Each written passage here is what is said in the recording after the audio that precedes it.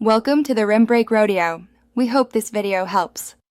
In this video, I will show you how to replace windshield wipers on a Honda Insight. First, gather your new wiper blades and a small flathead screwdriver.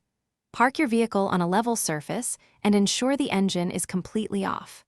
Then, gently lift the driver's side wiper arm away from the windshield until it locks securely into its upright position. This prepares the arm for the next step. Now, carefully examine the connection point where the old wiper blade meets the arm.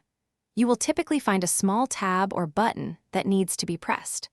Press this release mechanism firmly, then slide the entire old blade assembly off the J-hook of the wiper arm.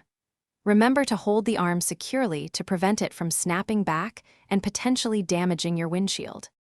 With the old blade removed, take your new wiper blade. Align the new blade's connector with the J-hook on the wiper arm.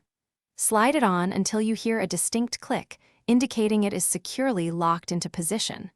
Once the new blade is firmly attached, gently guide the entire wiper arm back down onto the windshield, ensuring it rests flat and properly. Finally, repeat these exact steps for the passenger side wiper blade to complete the replacement. Once both new blades are installed, turn on your vehicle and test them using the windshield washer fluid. This ensures they operate smoothly and clear your view effectively. For optimal visibility and safety, it is recommended to replace your wiper blades every 6 to 12 months. Thanks for watching. Consider subscribing if we helped you.